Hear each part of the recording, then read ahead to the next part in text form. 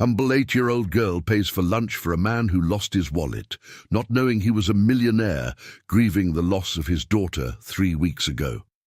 Before we begin, tell me something about where you live. What's the weather like today? The rain hammered against the windows of Murphy's diner like angry fists, each drop echoing the storm brewing in Robert Harrison's chest. 3 weeks, 21 days since the phone call that shattered his world. 21 days since little Sarah's laughter had been silenced forever by a drunk driver's reckless moment. Robert sat in the corner booth, his expensive suit soaked through, his silver hair disheveled. The untouched coffee grew cold as he stared at the small pink bracelet in his trembling hands, the last gift he'd bought for his 8-year-old daughter. The same age as, "Mister, are you okay?" The small voice pierced through his fog of grief. Robert looked up to see a tiny girl with mousy brown hair tied in a simple ponytail, her clothes worn but clean, her sneakers held together with duct tape. She couldn't have been older than 8, the same age Sarah would have been forever. Robert's voice cracked. He couldn't finish the lie. "You look really sad," the girl said, sliding into the booth across from him without invitation. "My mama says when people look that sad, they need a friend." "Emma," a tired voice called from across the diner, "leave the gentleman alone, sweetheart."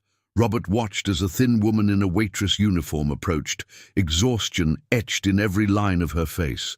She looked barely 30, but life had aged her beyond her years. "I'm so sorry, sir," the woman said, reaching for the little girl's hand. "Emma, we talked about this." "It's all right," Robert managed, surprised by his own words. Something about the child's earnest concern touched a place in his heart he thought had died with Sarah. Emma studied him with wise eyes that seemed too old for her face. "Are you hungry? Food makes everything a little better. That's what Mama always says." Robert glanced at the menu, realizing he hadn't eaten in days. "I suppose I could—" He reached for his wallet, patting his jacket pockets. Nothing. He checked his pants, his coat. Gone. My wallet. The panic in his voice was real. Not because Robert Harrison, CEO of Harrison Industries, couldn't afford a meal. His assets were worth over $200 million. But because in this moment, in this grief-stricken state, the simple act of losing his wallet felt like the final straw. "I'll pay for your lunch, mister," Emma announced, digging into her small pocket and producing a crumpled $5 bill and some quarters. "This is my allowance money, but Mama says helping people is more important than buying things for yourself." "Emma, no," her mother whispered urgently. "That's for your school supplies. It's okay, Mama. He needs it more than I need new crayons." Robert stared at the money in the child's small palm, probably all she had in the world, and felt something crack inside his chest. This little girl, who clearly had so little, was offering everything to a complete stranger.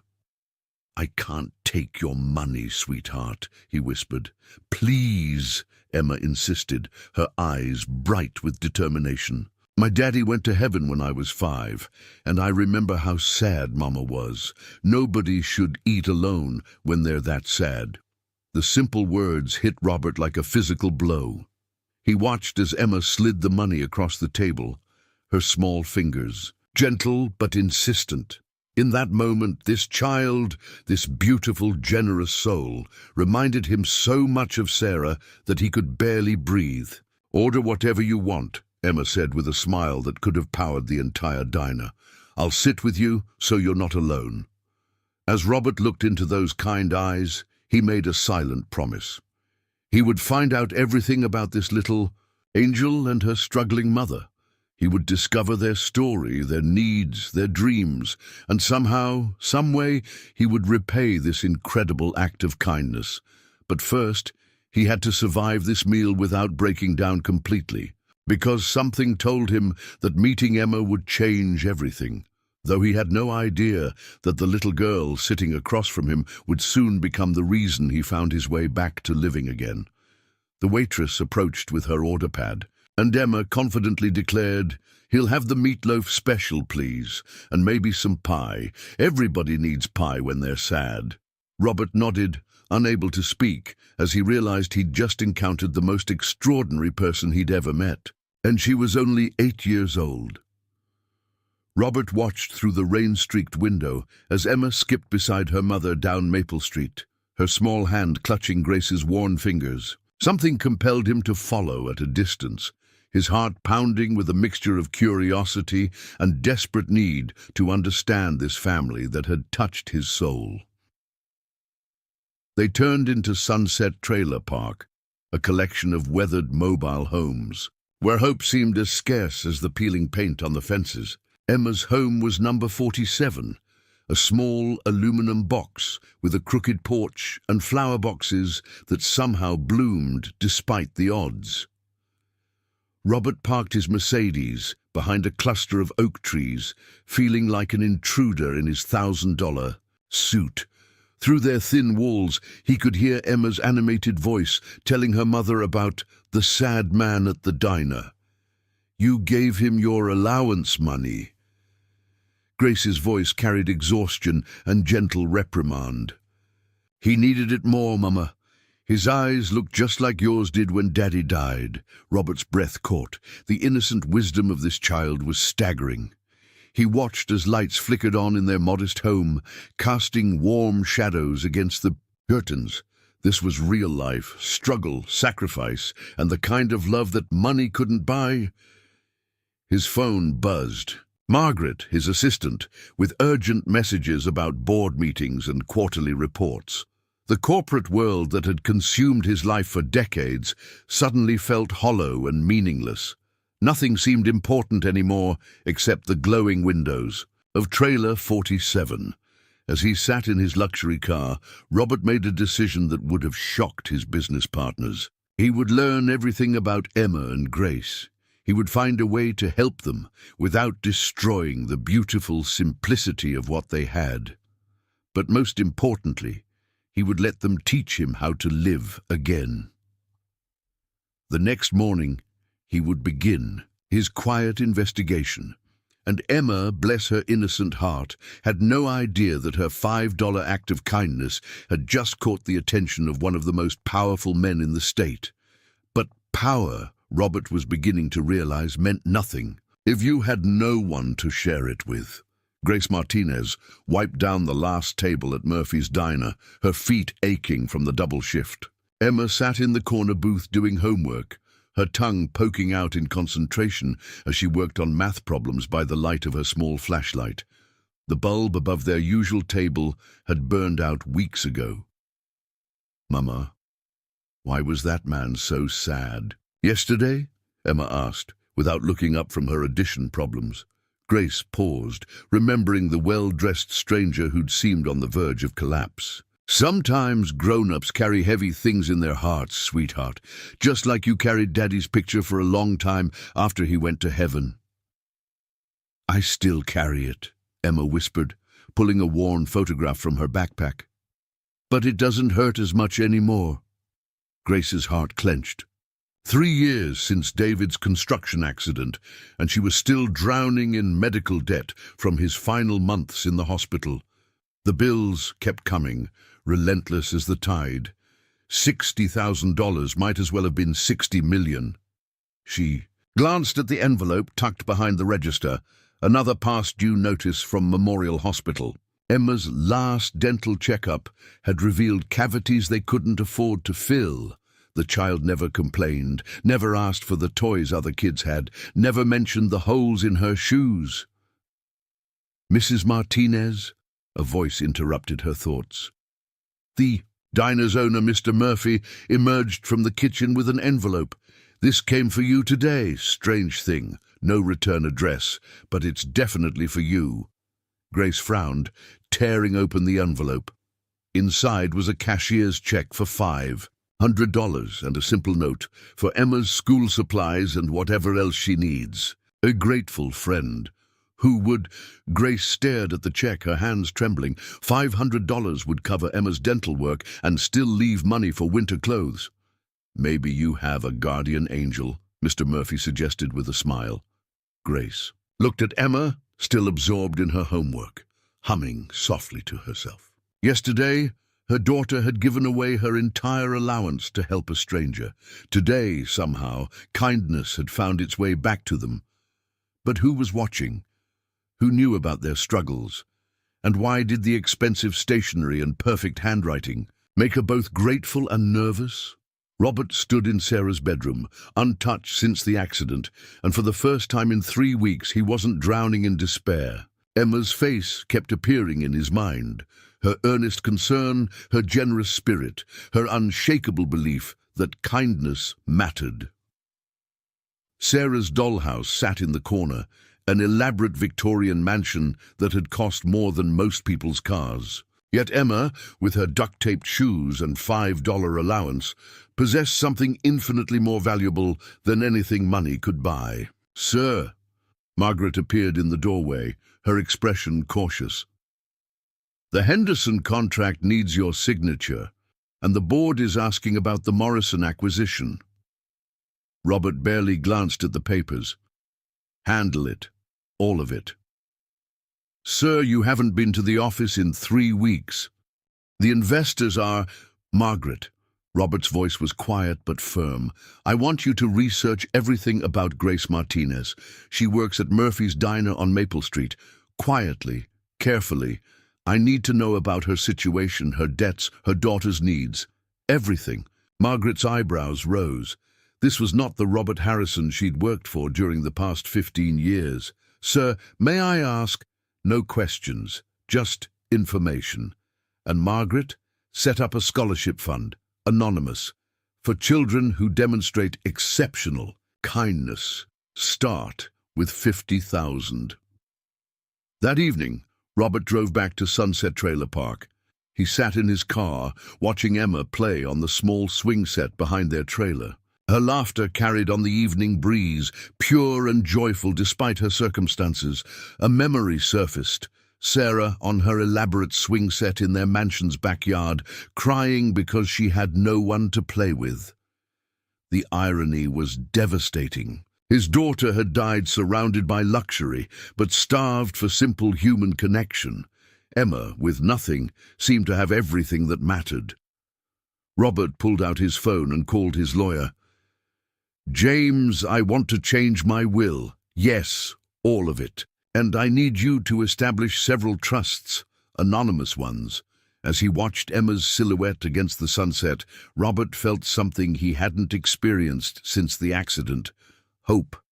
Maybe, just maybe, this little girl could teach him how to honor Sarah's memory by actually living again. "Table 6 is asking for you specifically," Mr. Murphy told Grace, nodding toward the well-dressed man sitting alone by the window. Grace's heart skipped. It was him, the stranger Emma had helped 3 days ago. He looked different now. Less broken, though sadness still lingered in his eyes. "Ma'am," he stood as she approached, his manners old-fashioned and respectful. "I wanted to thank you. Your daughter. She showed me something I'd forgotten existed." "Emma has that effect on people," Grace smiled, refilling his coffee cup. "She sees the world differently than most of us." "I'm Robert," he said quietly, "and I was wondering, would it be appropriate for me to make a donation to Emma's school? Anonymous, of course. Call it paying forward her kindness." Grace studied his face. There was genuine warmth there, but also something deeper, a careful intentionality that made her slightly uneasy. "That's very generous, Mr. Just Robert. I lost someone recently, someone very precious. Your daughter reminded me that kindness still exists in this world." "I'm sorry for your loss," Grace said softly. "Emma lost her father 3 years ago. She understands that kind of pain." Robert's eyes widened. "I didn't know. How do you manage it? The grief, I mean." Grace glanced across the diner where Emma sat reading a library book, her legs swinging from the booth. "You don't manage it. You learn to carry it. Emma taught me that helping others helps heal the hurt. It's like sharing the weight makes it bearable." "She's remarkable," Robert whispered. She is, and she's all I have left of her father, his kindness, his generous heart. It lives on in her. Robert nodded, understanding flooding his features. The donation would be gratefully accepted, Grace said. But Robert, if you ever want to just talk about loss or about life, you're welcome here. Emma would love to see you again. As Robert left that afternoon, he felt something shift inside his chest. Grace's invitation wasn't just politeness, it was genuine human connection, something he'd forgotten how to build. But he also saw the careful way Grace stretched the coffee, the patches on Emma's backpack, the calculations she did on napkins when she thought no one was looking. Tomorrow, he would begin the delicate process of changing their lives without destroying the beautiful relationship that was slowly healing his broken heart. The call came at 2:17 a.m. Grace's panicked voice over the phone made Robert's blood run cold. Robert, I'm sorry to call so late, but I didn't know who else. Emma's in the emergency room, high fever, and they're talking about pneumonia and my insurance. It doesn't cover everything and I can't. Robert was already reaching for his keys. Which hospital? Memorial. But you don't have to. I'll be right there. Robert Harrison, who commanded boardrooms and controlled millions, had never felt more powerless than when he walked into Memorial. Hospital's pediatric wing.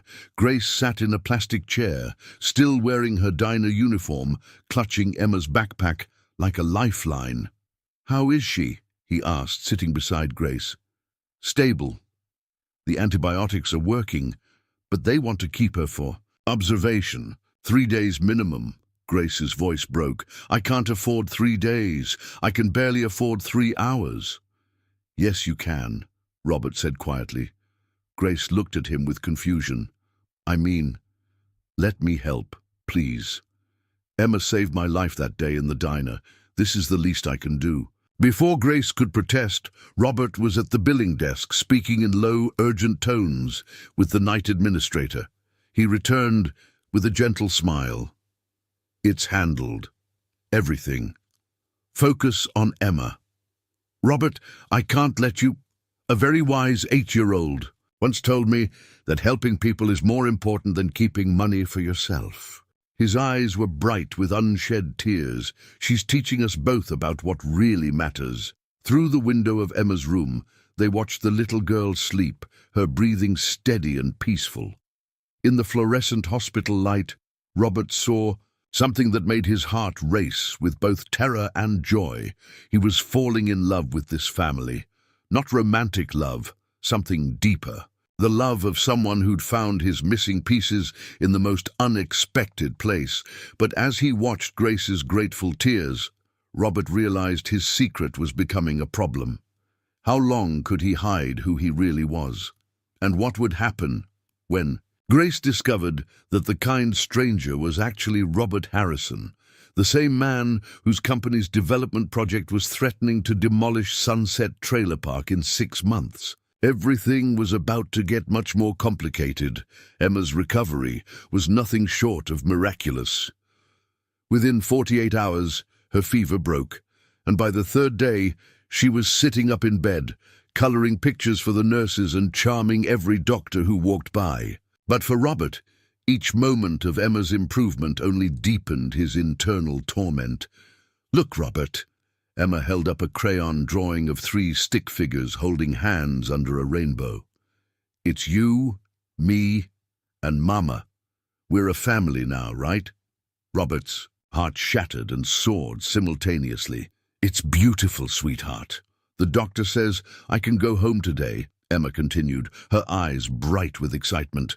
And Mama says you can come have dinner with us, real dinner, at our house. Grace appeared in the doorway, carrying Emma's discharge papers and a small suitcase. Only if Robert wants to, baby. He's probably very busy. I'd love to, Robert said quickly, then caught himself. How could he sit at their dinner table, knowing what he knew? How could he look Grace in the eye while his company prepared to destroy their home? That morning, while Grace filled out paperwork, Robert had made a desperate phone call to his head of development. "Stop the Sunset Project," he demanded. "Sir, we're already 6 months into planning. The investors have committed $40 million. We can't just find another location, buy them out. I don't care what it costs. Mr. Harrison, with respect, the profit margins on this project are essential for our quarterly projections. The board will never—" Robert had hung up, his hands shaking. 15 years of building Harrison Industries into a powerhouse, and now his own success was threatening the only thing that mattered anymore. As they drove to Sunset Trailer Park in separate cars, Robert's Mercedes felt like a prison. Every luxury detail seemed to mock him. The leather seats that cost more than Grace made in 3 months, the sound system worth more than Emma's medical bills, the dashboard that displayed stock prices in real time. Emma's trailer looked different in daylight. Smaller, more fragile, but somehow warmer than his empty mansion. Grace had clearly spent the morning cleaning and preparing, though she couldn't hide the water stain on the ceiling or the way the floorboards creaked under their feet. "Welcome to our home," Grace said with genuine pride, her arms sweeping to encompass their modest living space. "It's not much, but it's ours." The simple statement hit Robert like a physical blow. This was their sanctuary, their safe harbor, their everything. And he was the storm that would destroy it all. Emma bounced excitedly around the small space, showing Robert her treasure box, an old shoebox filled with smooth stones and pretty leaves, her bookshelf, milk crates stacked against the wall, and her art studio, a card table by the window where she created masterpieces with dollar store supplies. "This is where I drew your picture that first day," Emma announced, pointing to her little workspace. "I could tell you needed someone to remember you were special." Grace's smile was radiant as she watched her daughter's joy. Emma has always been able to see the good in people, even when they can't see it themselves. Dinner was simple: spaghetti, with marinara sauce, garlic bread, and a salad made with vegetables from Grace's small garden behind the trailer. But the love that seasoned every bite made it the finest meal Robert had ever tasted.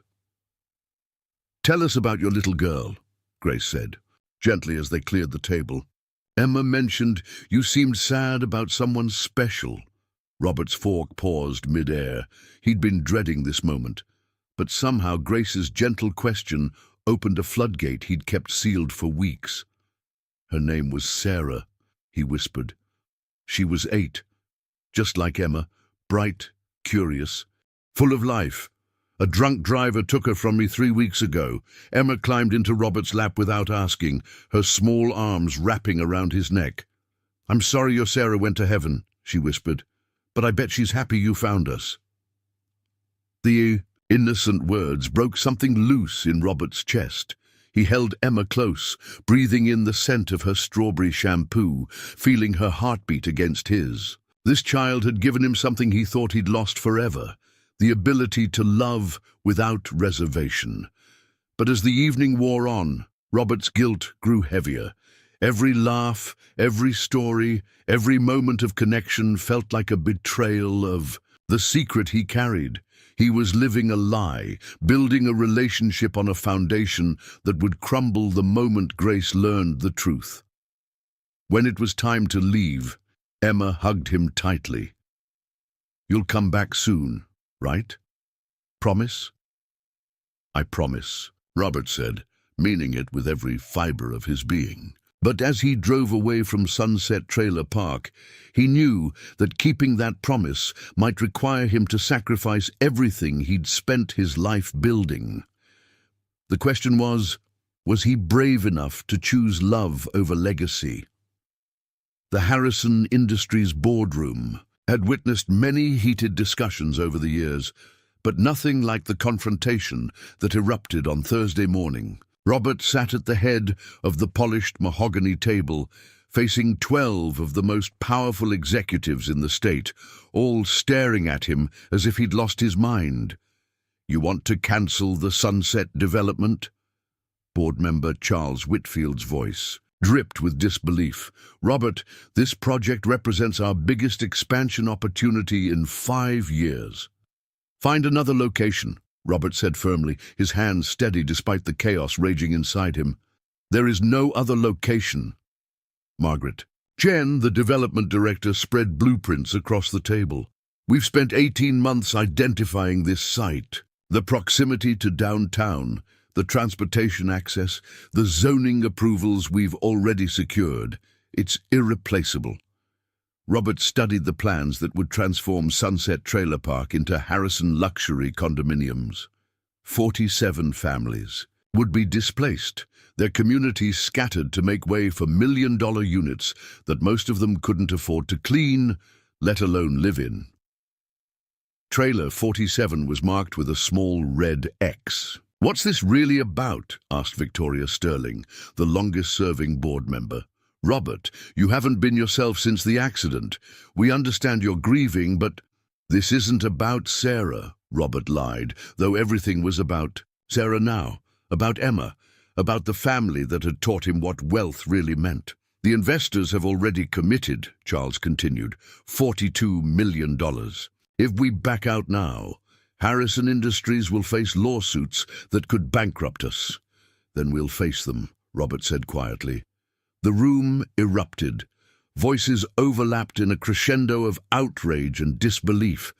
These people had trusted him to make profitable decisions, not emotional ones. They had families, too, retirement funds tied to the company's success, careers built on Harrison Industries' reputation. Robert's phone buzzed with a text from Grace. "Emma keeps asking when you're coming back. Dinner Sunday?" His heart clenched. Sunday. 3 days from now. By then, would he have found a solution, or would he be forced to choose between his company and his soul? "Give me 2 weeks," Robert said suddenly, his voice cutting through the arguments. The room fell silent. 2 weeks to find an alternative that satisfies our investors and preserves the profit margins. "If I can't find a solution that works for everyone, we proceed as planned," Victoria started. 2 weeks, he repeated. "That's my final offer." As the executives filed out, grumbling and exchanging worried glances, Robert remained alone. With the blueprints, 47 red X's stared back at him. 47 families who had no idea their world was about to change. That evening, Robert drove to every rival development site within 50 miles. He met with city planners, zoning commissioners, and property owners. He called in favors, offered incentives, and explored options that would have seemed financially insane just weeks ago. Nothing came close to matching the Sunset location's advantages. By Friday night, Robert found himself sitting in his empty mansion, surrounded by luxury that felt more like a museum than a home. Sarah's piano sat silent in the corner, her music book still open to the last song she'd been learning. He pulled out his phone and called Grace. "Robert, is everything okay? You sound stressed." "Just work complications," he said, which was technically true. "Grace, can I ask you something? If you had to move from Sunset Trailer Park, where would you go?" There was a long pause. "Why would I have to move?" Robert's stomach knotted. "Hypothetically, if circumstances changed." I don't know." Grace said slowly. "Robert, what's wrong? You're scaring me." "Nothing's wrong," he lied. "I was just curious about your long-term plans." After they hung up, Robert sat in the darkness, staring at the photograph of Sarah on his desk. His daughter smiled back at him, frozen forever at 8 years old, the same age as the little girl who was changing his life. "What would you do?" "Sweetheart," he whispered to the picture, "how do I choose between doing what's right and protecting what I've built?" But Sarah couldn't answer, and Robert was running out of time. In 9 days, he would either have to find a miracle or watch Emma's world crumble while pretending he had nothing to do with it. The weight of his secret was becoming unbearable. Grace noticed the change in Robert immediately when he arrived for Sunday dinner. His smile was forced, his conversation stilted, and his eyes kept drifting to the windows as if he were calculating something she couldn't understand. "You're not eating," Emma observed, poking at her own plate of meatloaf. "Mama says when grown-ups don't eat, they're worried about something big." "I'm fine, sweetheart," Robert assured her, but Grace caught the tremor in his voice.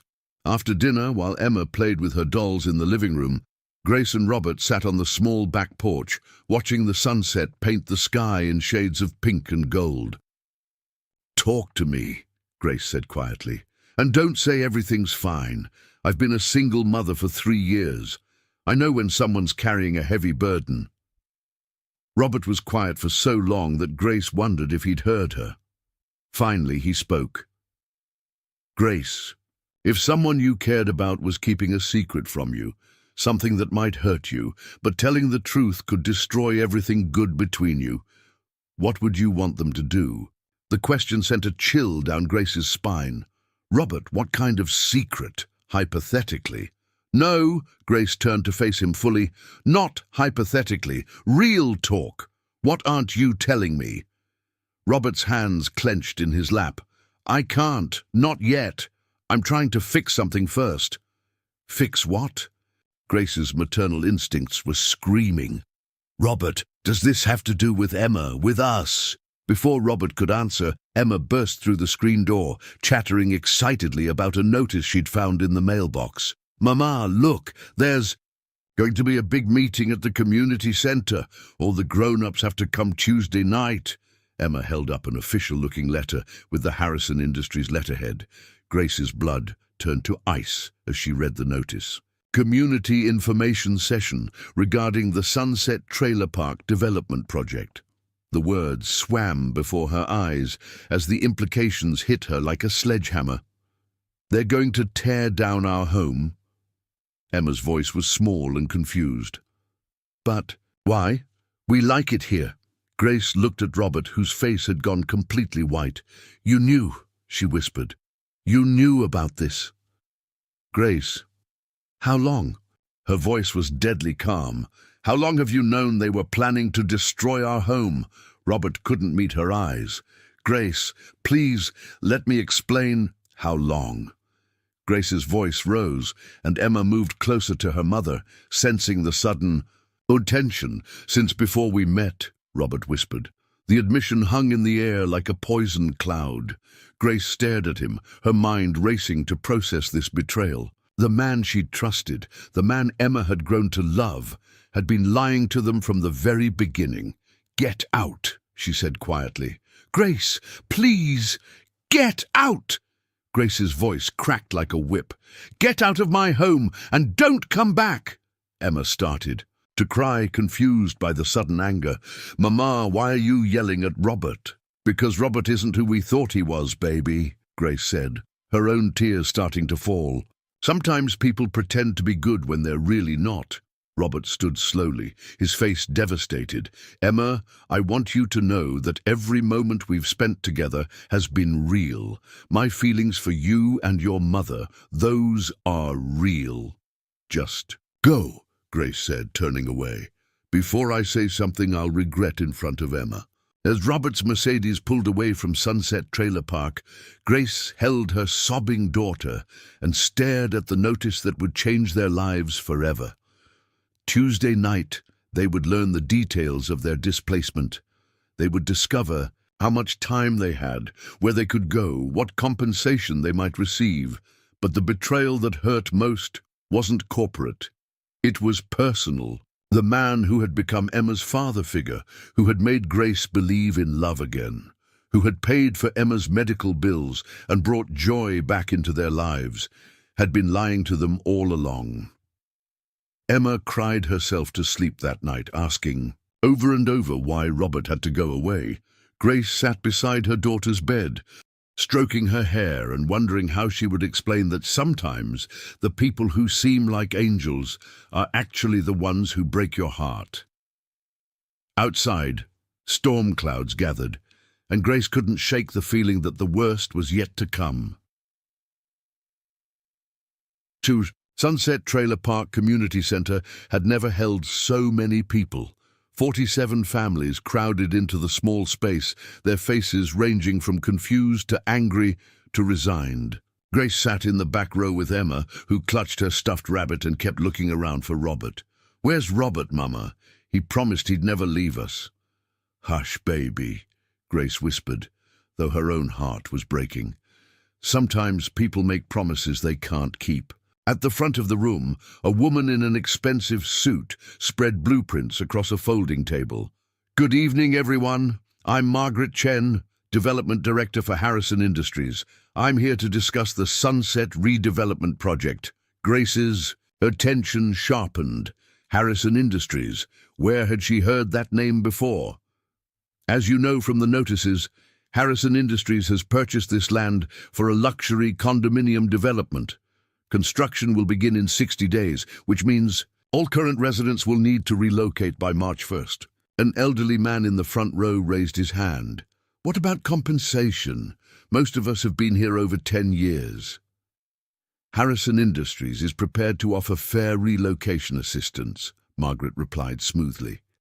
"Each family will receive $3,000 to help with moving expenses and deposits on new housing." The room erupted in angry voices. $3,000 wouldn't cover first month's rent in most places, let alone security deposits and moving costs. "What about our community?" shouted Mrs. Rodriguez from Trailer 23. "My grandchildren live here. This is our home." "I understand this is difficult," Margaret said, her voice professionally sympathetic. "But progress requires sacrifice.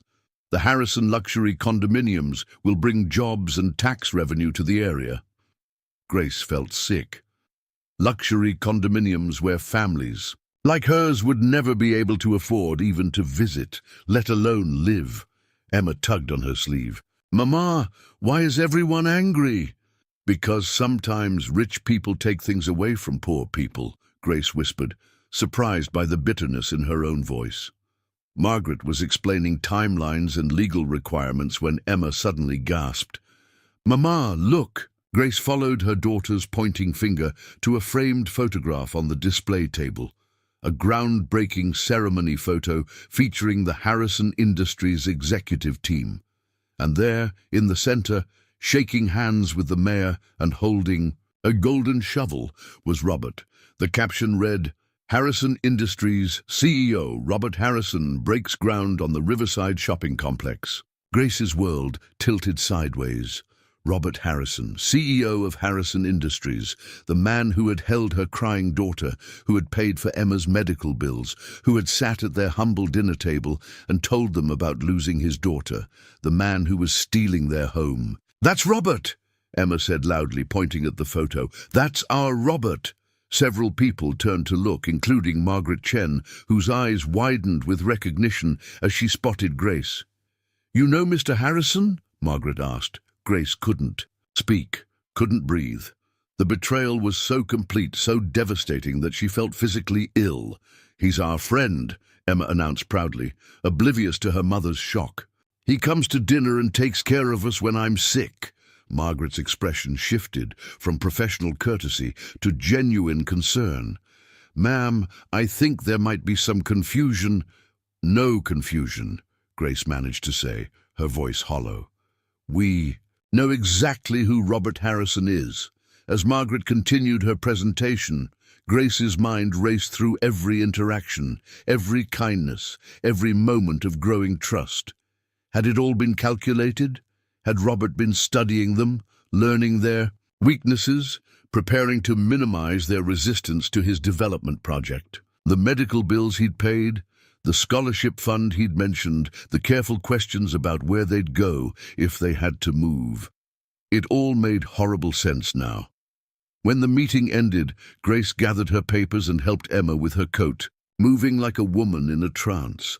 Outside, the night air was sharp and cold, matching the ice that had formed around her heart. "Mama, why didn't Robert come to the meeting?" Emma asked as they walked home. "He would have told those people not to take our house away." Grace stopped walking and knelt in front of her daughter, taking Emma's small face in her hands. Baby, I need you to understand something very important. Robert isn't who we thought he was. He's the man who's taking our house away. Emma's eyes filled with confusion and tears. But he loves us, he told me so. Sometimes people say things they don't mean, Grace whispered, her own tears falling now. Sometimes people pretend to care about us when they really just want to hurt us. As they walked the remaining distance to Trailer 47, Grace felt something precious and irreplaceable shatter inside her chest.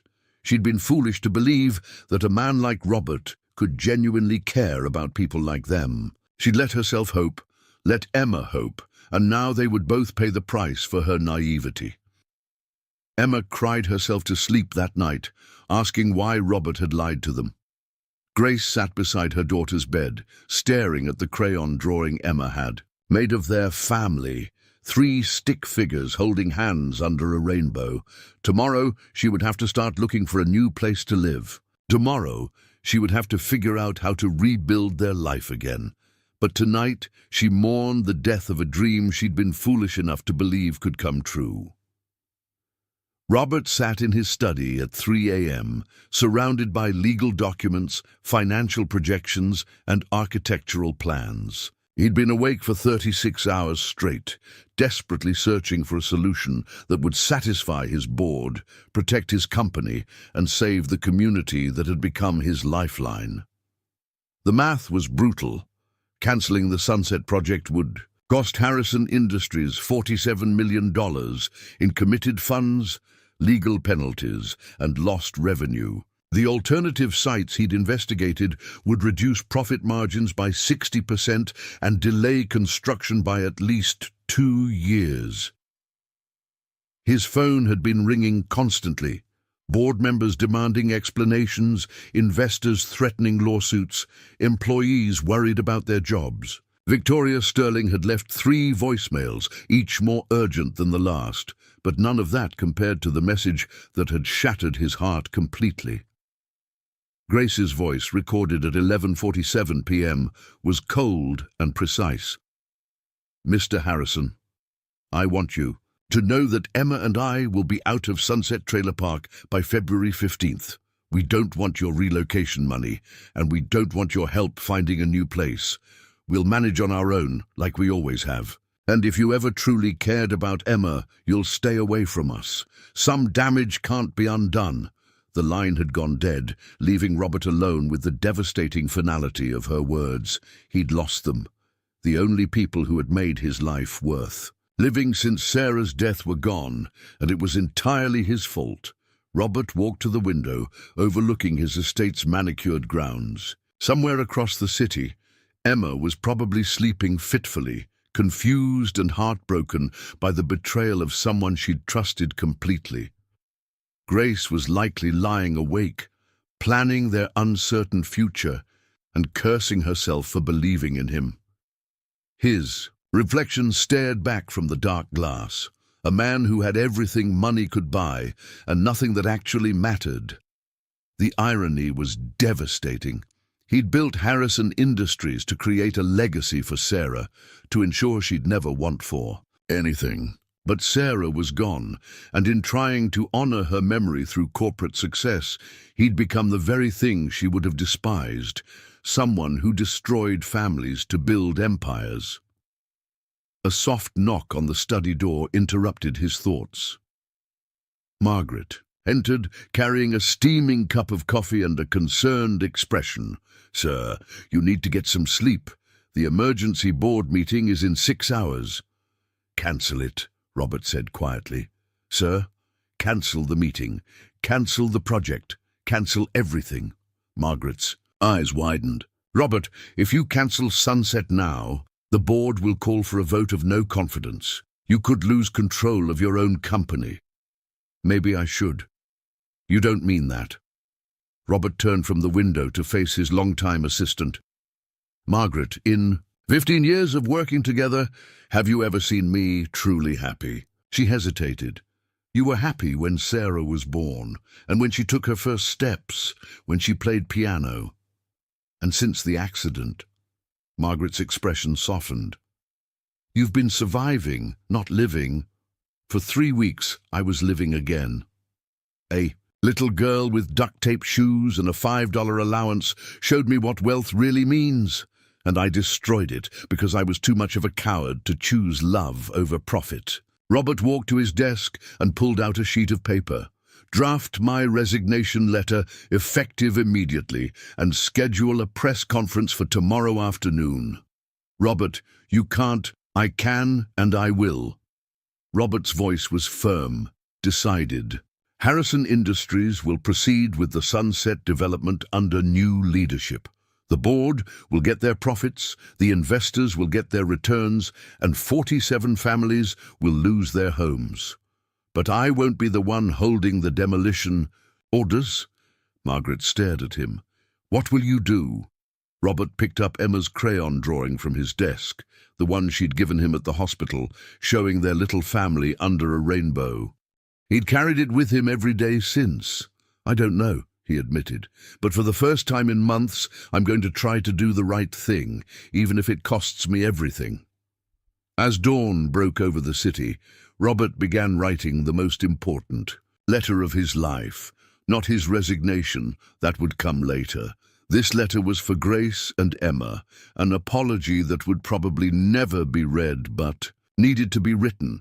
He had less than 48 hours before the board meeting that would determine the fate of Sunset Trailer Park. 48 hours to find a miracle that could save the community without destroying the company hundreds of employees depended on. It seemed impossible. But then again, a few weeks ago, he'd thought it was impossible for an 8-year-old girl to teach a broken billionaire how to love again. Sometimes the impossible was just another word for what we're not brave enough to try. The Harrison Industries boardroom had never witnessed anything like what unfolded on that cold February morning. Robert walked in carrying a single manila folder and Emma's crayon drawing, his face calm, despite the storm of emotions raging inside him. 12 board members sat around the mahogany table, their expressions ranging from concerned to openly hostile. Victoria Sterling spoke first. Robert, we've been patient with your grief, but this company cannot survive your recent decisions. The Sunset Project is worth $47 million. Robert interrupted quietly. I know the numbers, Victoria. I also know something more valuable. He placed Emma's drawing on the table.